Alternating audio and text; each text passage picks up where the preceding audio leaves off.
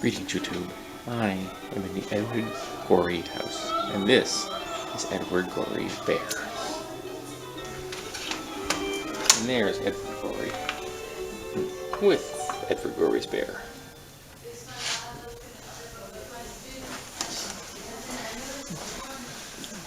Here's my wife playing with stamps.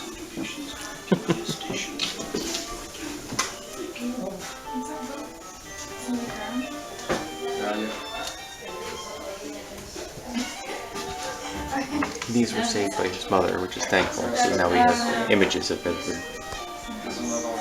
from his youth. He was born in 1925. It's strange to think that he was younger than my wife's grandmother, because her grandmother is still alive.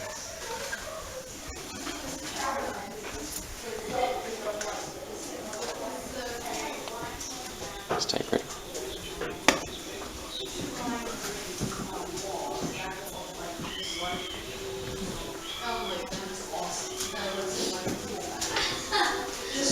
And the house has some wonderful views out of it.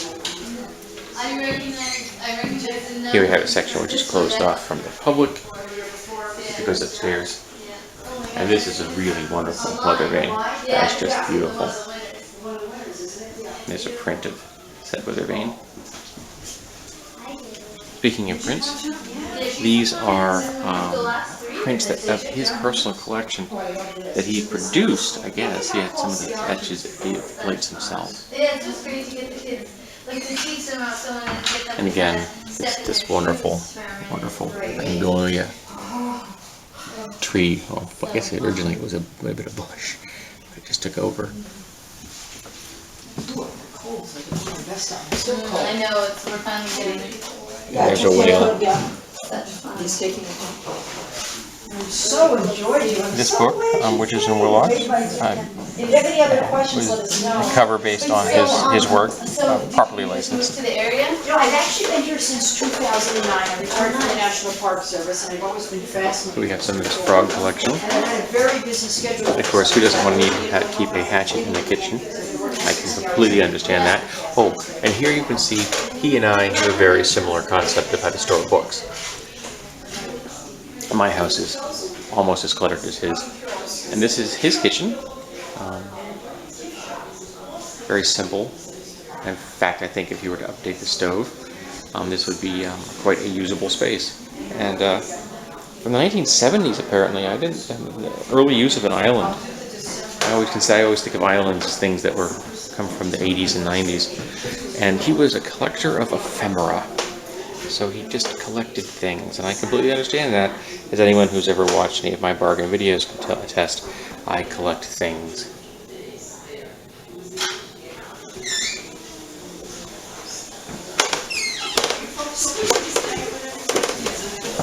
And again, a set of stairs that goes somewhere, I'm not sure where. Here we have his famous raccoon skin coat. And again, he was a collector of things. He did not produce these items, but he was an avid yard sailor. Something else he and I have in common. And he purchased all of these pieces at yard sales over the course of many years. And apparently he was a big fan of jewelry and always wore multiple rings at any one time. And I wear more jewelry myself than do most American men. I wear necklaces and earrings and bracelets, rings.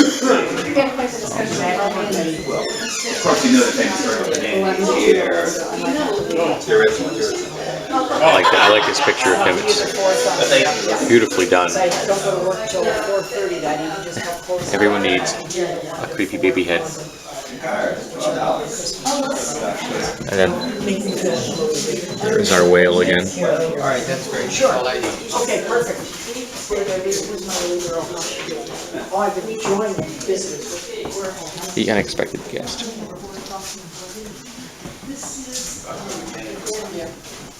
So you're all set. And feel free to look through here for any goodies. Oh, I so enjoyed everybody in the 2 or 3 groups I had. Thank you for coming. Listen, I can't remember who I talked to. Are you just coming in or going? Again, more ephemera than he collected. I really love this lion head. That's an awesome lion head. We had so many And come in and this I wanted to over make sure everybody here was taken care of. is a beautiful door knocker. I like that as well. Greg, I'm freezing. I can't warm up today. I had to go get a vest. Had a fondness for things of the macabre, which will surprise no one. And interestingly, he found this hinge while yard sailing and incorporated it into his art. That's fascinating. And again, more ephemera, more of his artwork. For odd, some strange reason, I find this purple object very appealing. It's the geometric shape. Again, look at the just wonderful views from every window. He's very fortunately.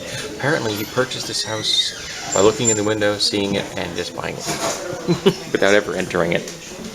And here we have the Edward Gorey's Dracula sets that he designed, and it was the profits from this that he was able to purchase this place with. And there is the playbill with Frank Langella. I have to get a copy of that movie. I hear the movie is not what I would consider great. I've heard people say that his stage presence was far superior to the film, and it just didn't translate well. I can believe that stage is not the same as a film. But you just can't do the same kind of work. I like that. That's really pretty pro. And again, the unexpected guest. And this was apparently done by him, but it's very uncharacteristic for his style.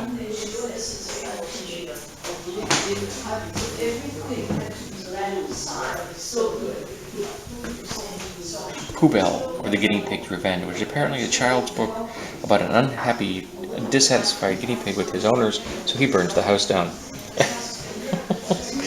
And there appears to be a Gorey castle. I need to get information on that. Though there is no connection to Gorey himself. The Thonian Christmas. And the iconic artwork himself, self-portrait, is in his coat.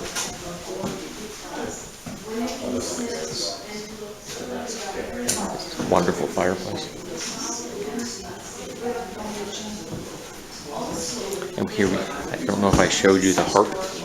I still have animals and bats. Which was from the famous The Unstrung Harp, but this one has in fact been strung, though not with playable strings. So I hope that you have enjoyed my ever so brief interior from Gorey's home.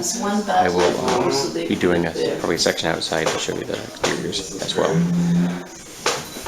And this is a silk flower that resembles the flowers that grow on that.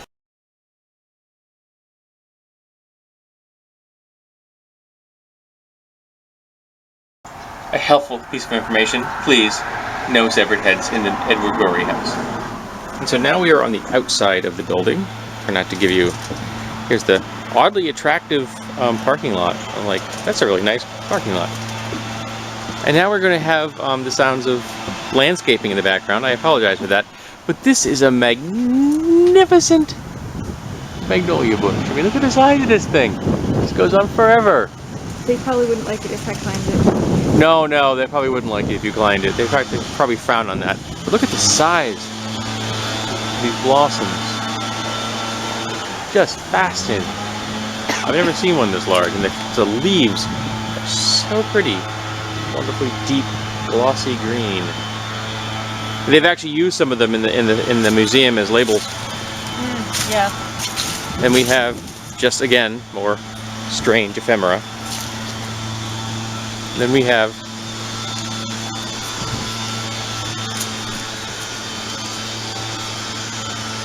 the guest being hugged because the guest is lucky. I know, I get those hugs, and I'm lucky. Interesting, made from rebar.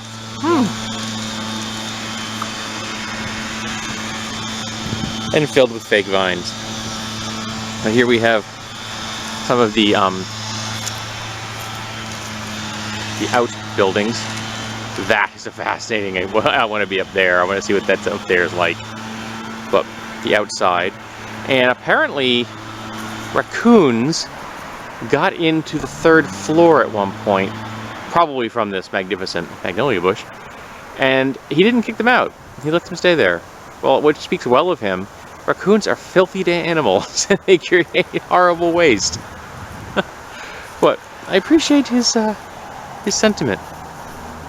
His heart was in the right place, if you know what I mean. We have some more lovely bushes. And I'll get over here so I can get a good overall exterior. That's my wife playing with her phone. This is a really lovely home. Wouldn't want to live in a place like this. You know, I would.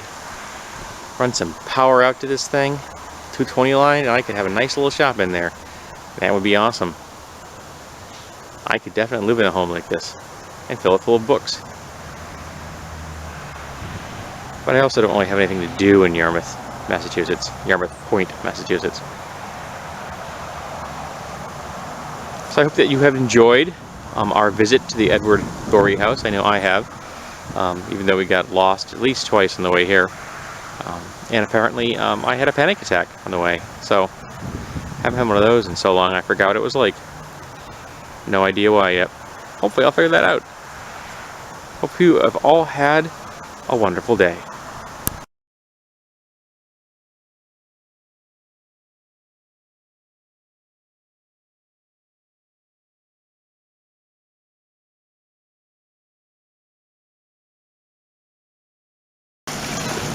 So we've come to the tiniest beach in Massachusetts.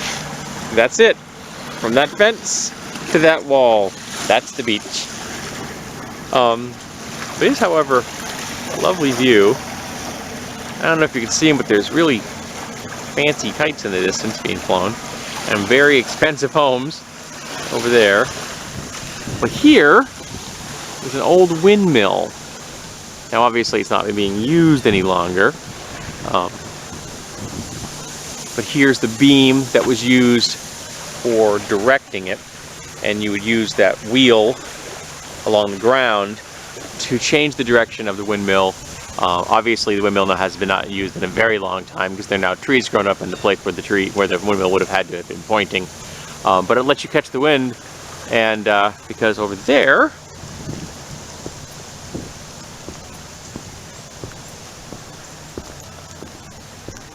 is the millstone, an actual millstone.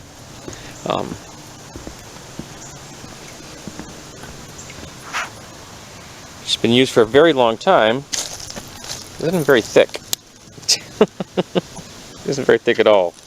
Millstones tended to be thicker than that when they started, and they would wear down over time, which means all that wonderful stone ground wheat and stone dust in it.